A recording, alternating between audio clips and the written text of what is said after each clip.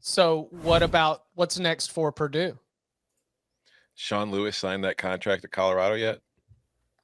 Ooh. Because that's just a hire. Like, to me, before Lewis got announced as the Colorado OC, or that broke, as soon as Louisville came open, Sean Lewis, once I figured, because I thought Brohm was gone as soon as that happened, I thought Sean Lewis was the most logical replacement for him at West Lafayette, but I don't know. We'll see.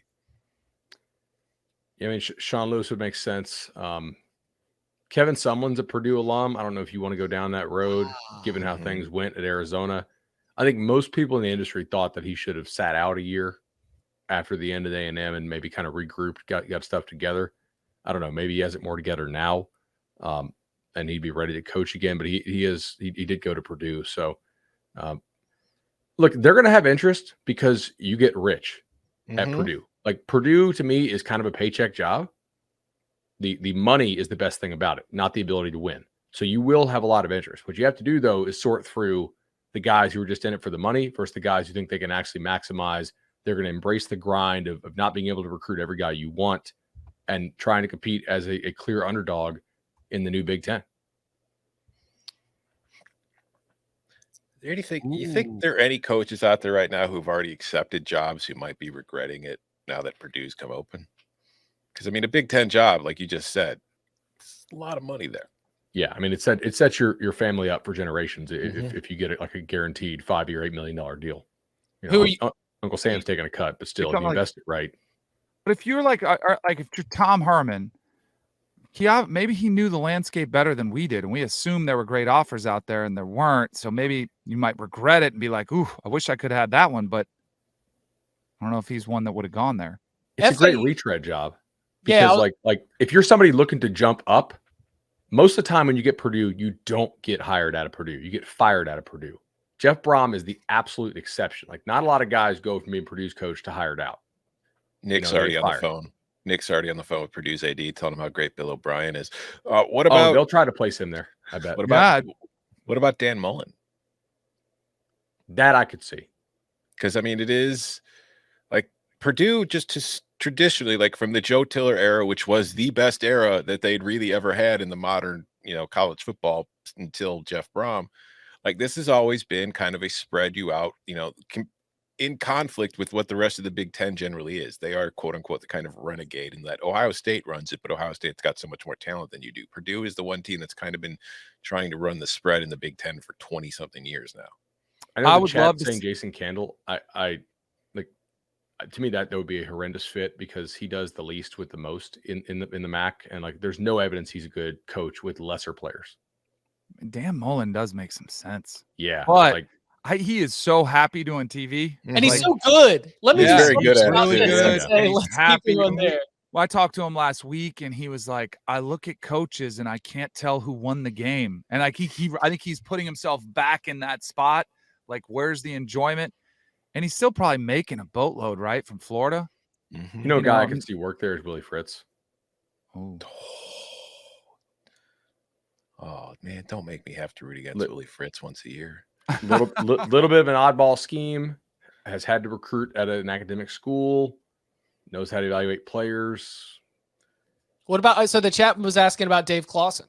My Dave Clawson line, and I've not checked in on this recently, is that after only staying in one place for like 4 years no more than 4 years for almost his entire career. The fact that he has not only settled down at Wake Forest, but built consistency, established a good relationship with that booster base and that community, sure seems like he doesn't want to have to start over like he did at so many different places throughout his career. Not that he's specifically going to retire there, but that, it's going to take something that might be very convincing. Now, Purdue has a truck full of money that could be very convincing. He's had to identify a unique type of player to be able to deal with the academic restrictions at Wake Forest.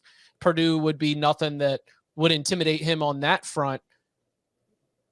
Do you think that would be one that Purdue would Purdue have that high on the list, or is that on the list just based on some of his experience and success with the Demon Deacons?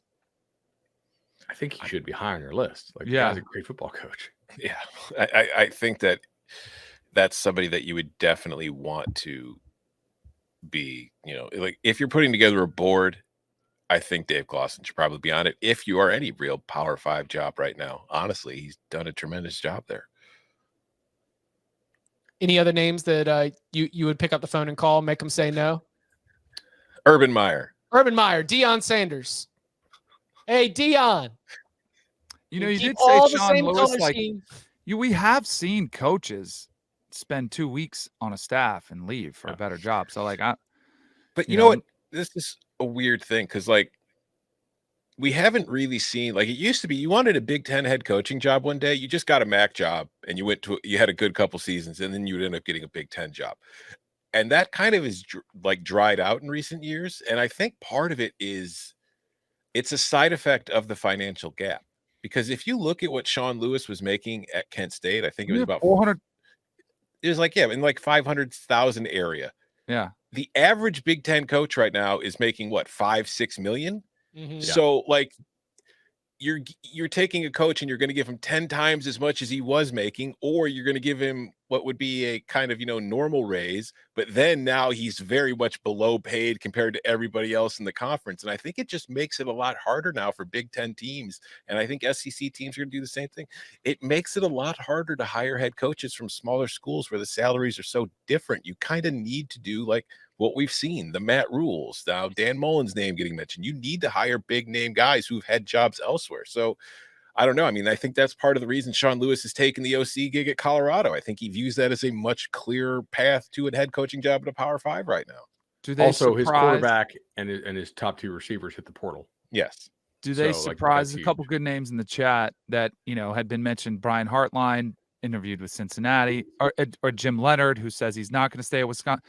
Are those names, like, do you think they would take a risk or they want to go? I'll say based on timing, Jim Leonard just announced last night that he is not going to be staying with Wisconsin beyond 2022, as previously reported. Ooh. Did a little birdie get in his ear and tell him that Purdue might be opening up soon? Did he? I was not clear on, did Leonard say he was going to stay on with Fickell or just through the bowl? There was like a reported. Yeah. He did not say, but it was reported that Leonard had committed to be Fickell's DC, and then he notes apped us. And, then it's a little more interesting if he said it, if there were reports he was going to stay for the entire, for the Fickell era and he backed out, then it does seem a little bit like the timing is. I can't rule it out because I thought Deion to Colorado was an incredibly strange fit and that ended up happening anyway. But Jim Leonard to Purdue to me just seems kind of completely different than what they typically look for in their head coach, like a defensive coordinator. I'm not saying he wouldn't do well there or that they shouldn't consider him. It would just surprise me if that's the direction Purdue went. Deion to Colorado, had Colorado not like totally flipped its position on allowing transfers in academically, would have been a terrible fit. Like Deion would get run out of Colorado under the restrictions that Karl Dorrell had to deal with academically in 2 to 3 years. Okay. Like, you're not going to beat out Georgia and a bunch of those guys for big-time transfers. You're going to be taking sort of some cast-offs from guys who couldn't start because they were blocked, some guys who got dismissed due to behavior or academics, and you can get them into Colorado. That's how you flip the Colorado roster. Like, I don't think you were wrong to think it was a strange fit based on what everybody knew about Colorado and the restrictions under which Karl Dorrell and the past staffs had to work with as far as accepting transfers academically. Like, I think you were right about that. What changed was that Colorado said, hey, we're going to scrounge together a bunch of money and we're going to let you take whoever you want to take here academically. And then with the Hartline suggestion, I don't know. I mean, Hartline, maybe he's the OC at Ohio State next, or maybe. And I wanted to get to it. We'll probably save transfer portal rankings for Thursday, 11 a.m. Eastern time, just because, this is huge breaking news. And we do have some other coaching carousel pieces to this, including Kevin Wilson being the new head coach at Tulsa. I would imagine that Hartline is in line. Hartline is in line for a promotion. He's on a Hartline. Drew Brees. Drew Brees. Is he okay? Is he all right? We're gonna use the points bet lightning parlay, same game parlay presented by Coach Brees. Points bet NIL. Will that work? Can we do that? Or it is in Indy. We do have legal sports gambling in Indiana. Yeah, so I'm saying, right? Mm-hmm.